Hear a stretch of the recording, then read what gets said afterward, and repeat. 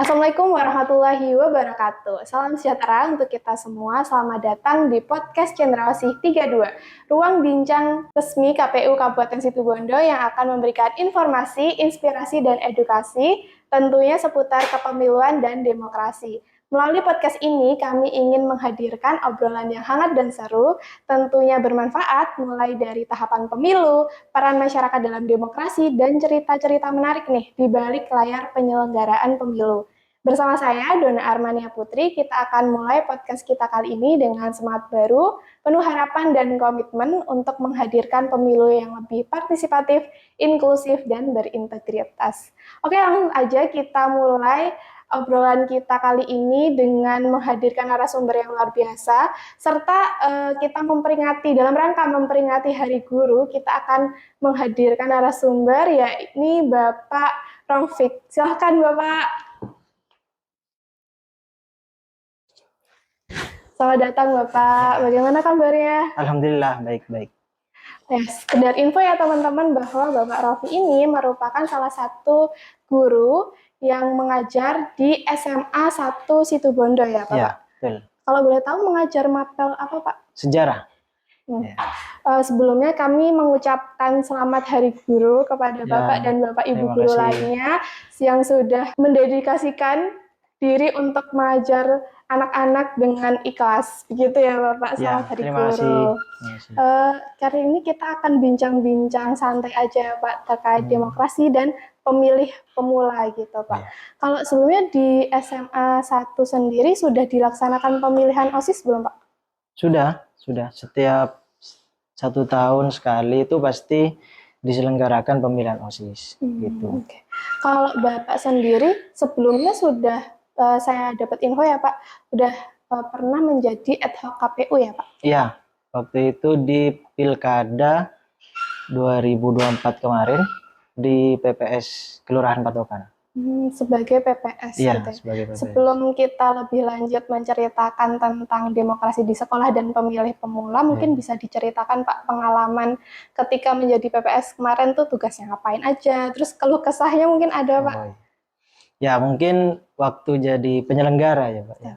Itu mungkin cerita-ceritanya adalah yang paling melekat di ingatan itu adalah ini, KPU itu selalu entah ya ini memang kondisinya seperti itu atau gimana, itu kadang mepet gitu waktunya gitu. Misalnya membutuhkan data misalnya. Nah itu deadline-nya itu mepet gitu. Jadi kita di PPS di bawah itu biasanya ya keluh kesah lah. Cuman karena kita tunduk arahan kan adalah instruksi kan itu sifatnya gitu. Jadi kita ya sudah laksanakan gitu. Dan juga merupakan komitmen bagi kami itu kan sebagai PPS untuk ikut serta dalam penyelenggaraan pilkada gitu. Kira-kira kalau berikutnya untuk pemilu atau pilkada berikutnya, kalau saran dari Bapak sendiri apa nih? Selaku dulu pernah ikut jadi ad hoc KPU gitu. Oh iya, kalau sarannya ya mungkin karena keluh kesahnya teman-teman waktu itu kebanyakan itu ya Pak ya.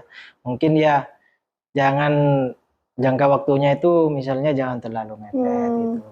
Terus tapi memang kan di perjanjiannya itu kita siap 24 jam gitu. Malah guyonannya teman-teman tuh 25 jam kita ini kerja gitu katanya. Siap sedia gitu ya, melayani masyarakat dan menyelenggarakan pemilu dan pilkada gitu ya. Tapi ya karena kita sudah dari awal kita kan tesnya itu kan banyak gitu ya Pak, dari banyak orang. Jadi kita dites kita semangat, tetapi waktu ngena kok kita mau luntur semangatnya. Enggak, jadi teman-teman tuh tetap di tataran bawah itu tetap harus semangat. Oke, selanjutnya kita membahas terkait demokrasi dan pemilih pemula di sekolah sendiri gitu Pak. Kalau untuk teman-teman SMA itu usianya kira-kira di usia berapa sih Pak? SMA itu biasanya baru masuk, ada yang masih usia 15 tahun, ada yang sudah 16 tahun. Jadi kalau 15 tahun berarti dia kan 17 tahun baru bisa memilih gitu ya Pak ya. Berarti di kelas 3 mereka baru bisa memilih. Tapi ada yang juga di kelas 2 itu sudah punya KTP dan 17 tahun itu sudah bisa memilih gitu. Kalau dari Bapak sendiri atau pihak sekolah ini, cara mengenalkan demokrasi sendiri selain di mata pelajaran mungkin ya, itu bagaimana Pak? Oh iya, beruntungnya juga pas masa-masa pemilu serentak ini ya Mbak ya, itu beruntungnya juga ada proyek dari pemerintah tentang kurikulum itu, tentang P5 yang sekarang berubah jadi kokurikuler. Nah itu ada di sana tema tentang suara demokrasi. Oh, iya. Gitu Mbak. Tapi kalau di Semasa sendiri, semenjak saya masuk di Semasa itu, memang setiap tahunnya itu sudah menyelenggarakan demokrasi itu atau pemilihan OSIS misalnya.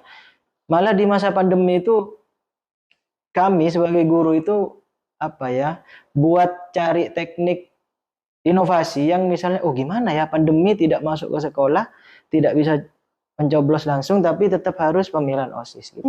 Harus tetap menyelenggarakan demokrasi gitu ya. Gitu. Akhirnya melalui media apa Pak? Waktu itu kita pakai email sekolah. Jadi yang tidak punya email sekolah itu kan tidak bisa gitu ya, tidak bisa mengakses. Jadi siswa itu harus mengakses email sekolah, lalu kita pakai platformnya itu seperti Google Form gitu. Kayak gitu. Nah, cuman calonnya itu kita tetap live Instagram. Iya. Untuk gitu. Penghitungan suara juga live. Iya, juga live. Jadi mengoptimalkan sosial media dan media digital untuk tetap melaksanakan pemilihan OSIS gitu. Betul.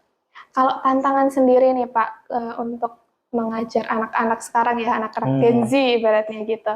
Itu ada nggak sih Pak untuk tantangan mengenalkan demokrasi dan tetap anak-anak ini harus melek politik gitu Pak? Ada tantangannya nggak sih Pak? Oh ya, kalau saya anak-anak itu tantangannya mungkin ya, kalau di dalam kelas ya, karena kita sering berjumpa dengan anak-anak itu kan di dalam kelas. Kalau dalam kelas itu biasanya tantangannya mereka tuh sudah bosan kayak demokrasi, demos kratos itu bosan mereka itu, kayak kedaulatan rakyat apa gitu, bosan. Teori aja bosan. Iya, bosan. Jadi kita biasanya itu kami sebagai guru, terutama saya ya sejarah itu, biasanya bagaimana mengajarkan ini tuh tapi yang lebih modern gitu. Biasanya kalau saya itu karena tantangannya seperti itu, biasanya inovasinya kalau saya itu biasanya nanya dulu di dalam kelas itu. Kita hari ini belajar sejarah demokrasi gitu ya. Nah, biasanya saya nanya dulu. Sebelum kita masuk ke ini, saya tanya dulu siapa yang keluarganya atau sanak saudaranya itu anggota dewan. Gitu-gitu biasanya saya, Pak. Jadi kalau mereka ada yang ngacung, biasanya kan guyon gitu ya. Iya. Para siswa itu guyon atau memang beneran ada anggota dewan. Iya. Karena di Semasa kan banyak gitu kan. Itu biasanya ngacung, saya suruh maju. Saya suruh maju, saya kasih gini ya. Nah, materinya tentang demokrasi. Saya kasih contoh. Misalnya saya paparkan di slide gitu ya, PPT. Demokrasi adalah di zaman sekian begini. Nah, oke, sekarang kita terapkan. Ini contohnya. Misalnya ada 3 atau 2 orang gitu maju ya, Pak. Nah, itu saya majukan satu-satu, saya suruh mereka, kalau metodenya itu namanya role playing. Jadi mereka bermain peran gitu. Nah, jadi mereka kayak ini calonnya, kalian yang memilih gitu. Kan zaman dulu kan demokrasi kan di Yunani kan seperti itu kan. Jadi ada 1 atau 2 orang gitu berdiri di depan, siapa yang mau memilih kan gitu. Jadi saya terapkan seperti itu. Nah, itu lumayan tertarik anak-anak itu, Mbak. Kayak gitu sih. Berarti berinteraksi secara langsung itu lebih menarik ya, Pak? Iya.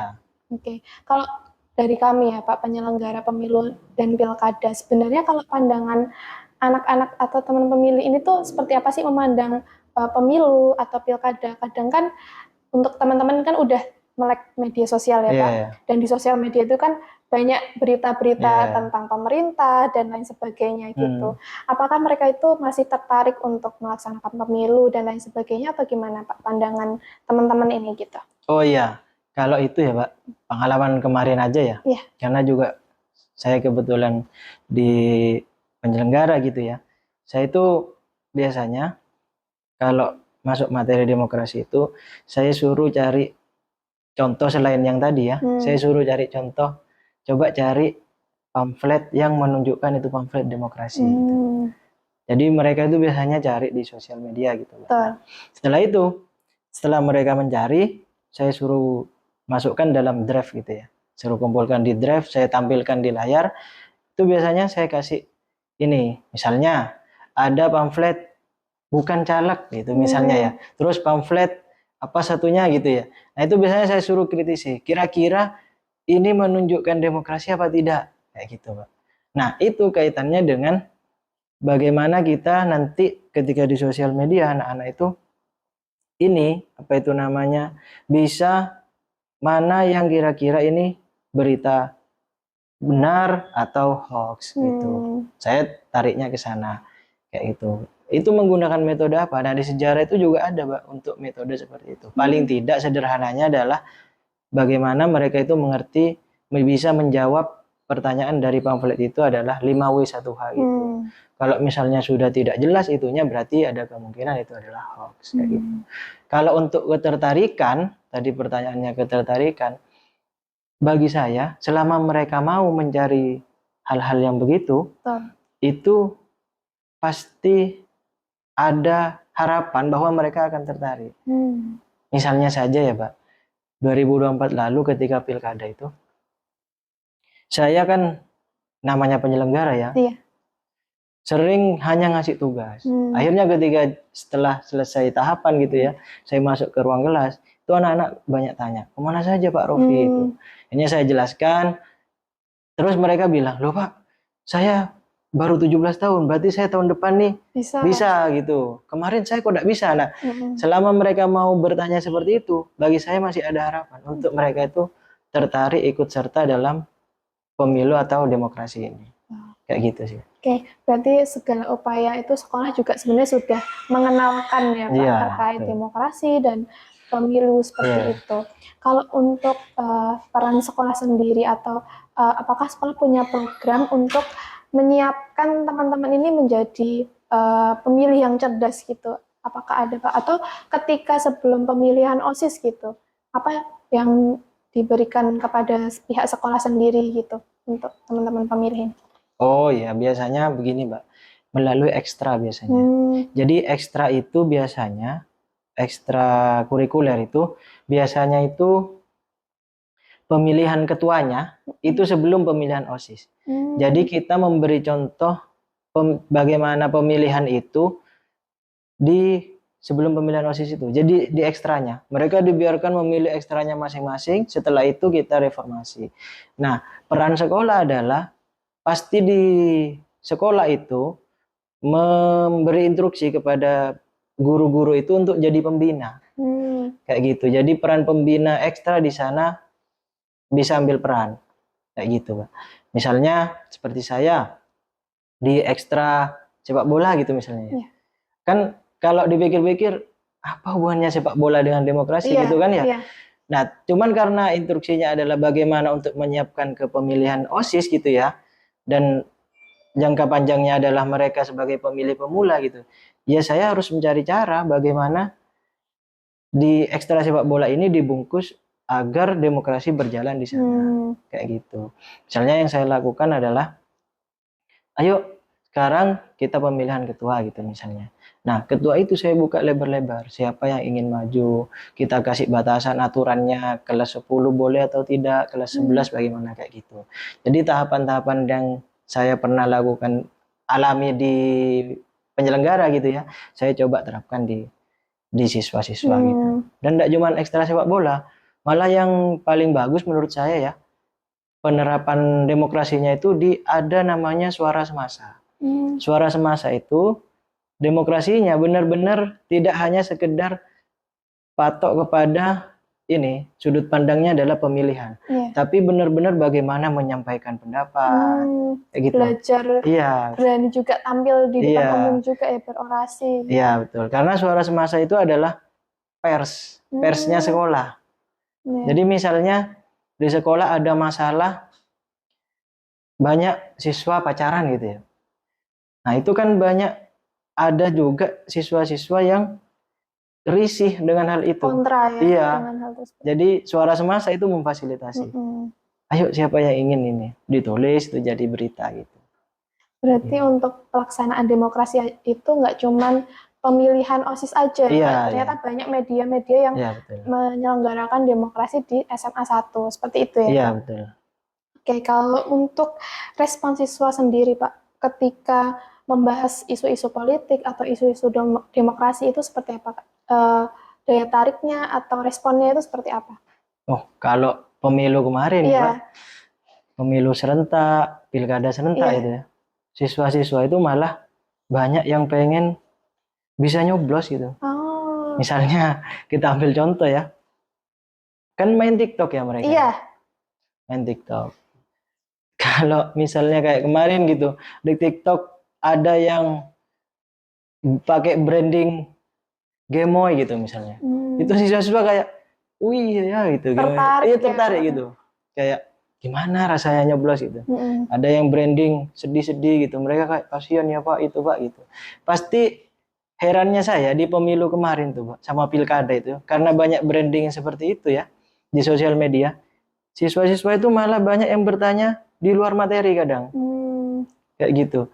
Euforia pemilu tuh ternyata masuk juga ke dalam kelas gitu ya. Iya, mungkin ya karena dampaknya sosial media ya. Kayak sangat gitu. Marak berita-berita tentang politik dan pemilu gitu. Kalau yang sering terjadi kesalahpahaman atau disinformasi pada siswa terkait demokrasi atau pemilu gitu ada nggak Pak? Kira-kira? Oh, kalau pengalaman di semasa masih belum ya Pak, belum kelihatan ya untuk masalah itu. Cuman mungkin ya miskomunikasinya atau misinformasinya ya, mungkin ini aja sih, mereka itu tidak tahu tahapan, mereka lebih fokus kepada ya sudah calon gitu. Berarti nggak fokus ke penyelenggaranya siapa gitu-gitu, belum fokus ke arah situ ya Pak. Oke, kalau untuk cara efektif ini menanamkan nilai-nilai kritis, kan kita lihat tadi ya di sosial media itu kan marak berita hoax dan lain sebagainya gitu. Nah kalau dari peran sekolah sendiri untuk mencegah teman-teman siswa ini untuk mudah terbawa berita-berita hoax itu seperti apa Pak? Gini Mbak, di sekolah itu ada forum namanya MPK. MPK itu adalah perwakilan kelas itu. Perwakilan kelas difasilitasi sama OSIS. Nah, itu biasanya ada pertemuan gitu untuk membicarakan masalah-masalah di sekolah kayak gitu. Cuman kalau perihal sosial media gitu ya, untuk meningkatkan daya kritis, ya kembali yang saya ceritakan tadi, mungkin setiap guru punya caranya berbeda-beda ya. Cuman kalau saya ya, saya biasanya itu cari pembanding biasanya. Misalnya untuk meningkatkan kritis ya, ada pers atau berita yang begini si A gitu ya, terus si B beritanya begini, saya bandingkan itu. Nah ini sama-sama terjadi di negara kita gitu. Bagaimana masukan dari atau tanggapan kalian gitu. Kalau di pemilu kemarin itu mungkin tadi saya sudah katakan juga pamflet itu Pak. Jadi saya biasanya membandingkan pamflet calon ini dengan calon ini gitu ya, untuk menggugah mereka bahwa oh iya ya di Indonesia itu ada pemilihan loh gitu. Mungkin itu. Cuman ya namanya ini ya Mbak, namanya guru itu kan hanya 8 jam mungkin ya dengan siswa ya. Untuk mengatasi itu iya kalau di sekolah gitu Mbak. Kalau di sekolah kita masih ada waktunya pelajaran, tidak boleh HP gitu misalnya. Kalau di rumah kan kita juga tidak bisa mantau mereka gitu. Ya mungkin caranya adalah ke materi pembelajaran saja Pak. Jadi misalnya di sejarah. Di sejarah itu kan kayak mengumpulkan sumber gitu ya Pak. Kita kritisi sumber. Nah itu saya kasih ciri-ciri kayak mengkritisi sumber itu seperti apa sih gitu. Misalnya di TikTok atau Instagram gitu ya, keluar berita ini. Kita lihat dulu akunnya itu. Gitu. Kan kritisi itu kan ada kritis intern dan ekstern gitu. Kritis intern misalnya, oh ini akunnya ternyata enggak bodong ini. Oh ternyata akunnya misalnya bahas sejarah. Sejarah demokrasi Pancasila misalnya. Tapi akunnya dibikin 2025 misalnya baru dibikin. Nah itu kita harus kritisi. Orangnya ini apa ya gelarnya gitu misalnya. Kayak gitu sih mungkin kalau saya. Oke, berarti lebih mencari informasi terlebih dahulu ya sejauh apa konten ini sebelum kita mempercayai isi kontennya gitu ya Pak. Kalau kita lihat di sosial media belakangan ini kan sebenarnya untuk untuk siswa-siswa sendiri itu kan sudah berani ya untuk menyuarakan pendapat kepada pihak sekolah maupun guru. Bahkan ada beberapa kasus para siswa ini demo di sekolah sendiri gitu, dan mereka berani untuk menunjukkan suara itu gitu. Kalau pendapat Bapak sendiri itu bagaimana terkait hal tersebut? Oh, bagus, Mbak. Saya tidak tahu ya, karena saya milenial mungkin masih ya. Saya tuh biasanya kalau di kelas tuh aturannya adalah saya tidak percaya nilai tugas kalian, tidak percaya karena ada ChatGPT gitu. Kalau saya, Pak, saya lebih percaya ketika proses Pak Rofi nampilkan ini kalian kasih tanggapan. Saya seperti itu. Itu pasti di kelas saya seperti itu. Ketika melihat euforia siswa sekarang seperti itu ya, Pak, saya itu senang. Oh, ternyata berani ya, gitu loh. Bukan berani dalam hal negatif ya, Pak. Iya. Cuman ya di sekolah saya sendiri ya, mungkin di sosmed juga sudah banyak. Tiba-tiba mereka itu kayak, saya pernah ya, Mbak, tapi tidak tahu ya, ini bukan dampak dari itu ya. Saya pernah itu ada ngasih tahu, cara kritis tuh begini, saya ngasih seorang tokoh gitu ya. Kisi-kisi saya kasih ke mereka.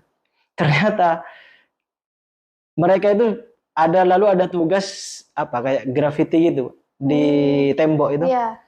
Anak sosial itu bikin graffiti itu. Graffiti si toko itu gitu.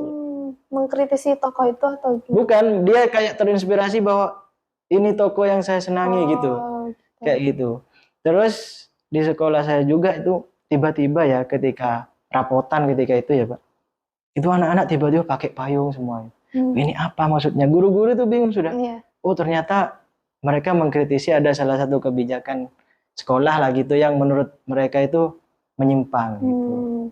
Jadi udah mulai berani ya menyuarakan pendapat gitu anak-anak Gen Z ini ya. Kalau saya senang, nggak tahu kalau guru-guru yang lain.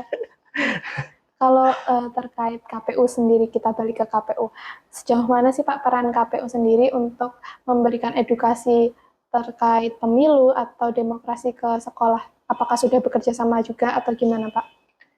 Oh iya, kalau tidak salah waktu itu sempat ada Bu Agita, komisioner itu sudah salah satu anggota KPU komisioner itu sempat jadi pemateri di SMA 1 kayak gitu. Terus sempat juga waktu itu ada pendidikan pemilu kalau tidak salah, tapi itu hanya melibatkan siswa ekstra.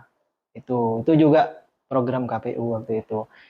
Kalau semasa ya, Pak, mungkin agak sering ya seperti itu. Terutama waktu pemilihan OSIS itu biasanya kita itu ngirim surat untuk peminjaman ini alat itu pemilihan OSIS itu. Iya, kayak bilik gitu. Itu terus kotak kadang itu kita itu minjem. Nah, mungkin tujuannya guru-guru sebagai pembina OSIS gitu ya, Pak. Itu yang ngasih tahu bahwa ada loh ini komisi pemilihan gitu ya, mengenalkan kepada siswa-siswa. Oke, kalau untuk menurut Bapak sendiri, berdasarkan pengamatan Bapak terkait kepada siswa-siswi ini, sejauh mana sih Pak media sosial itu mempengaruhi pola pikir anak-anak gitu Pak? Sejauh ini, baik dalam segi sosial maupun pendidikannya, pola pikirnya anak-anak. Sosial media ya Pak? Iya. Mungkin kalau perbandingannya 70-30 Mereka itu kadang lebih senang saya kasih video yang biasanya di bawahnya itu ada TikTok gitu. Mereka senang itu. Lebih tertarik. Ya. Tapi kalau saya kasih video misalnya buatan Museum Nasional, itu ngantuk-ngantuk biasanya. Itu Pak. Jadi kalau sosial media itu berpengaruh, sangat berpengaruh sekali. Kalau bagi Gen Z ini ya, sangat berpengaruh. Malah mereka itu kadang, saya ada pengalaman tuh di kelas, saya kan seneng ngobrol gitu ya Pak, dengan siswa. Diskusi gitu ya. Siswa saya tanyakan, mereka bilang, "Nggak tahu saya Pak penjelasannya," gitu. Ambil HP, lalu buka TikTok. Tapi ada yang jelasin begitu Pak. Berarti gitu. Sumbernya itu TikTok ya, sekarang bukan literasi buku lagi gitu. Kalau buku mungkin hanya, kalau dari 30 orang mungkin 5 orang. Oke, kalau dari pihak sekolah ataupun Bapak pribadi nih, bagaimana sih cara mengenalkan terkait hak dan tanggung jawab kepada siswa-siswi sendiri gitu. Bahwa setiap orang itu punya hak dan kewajiban gitu.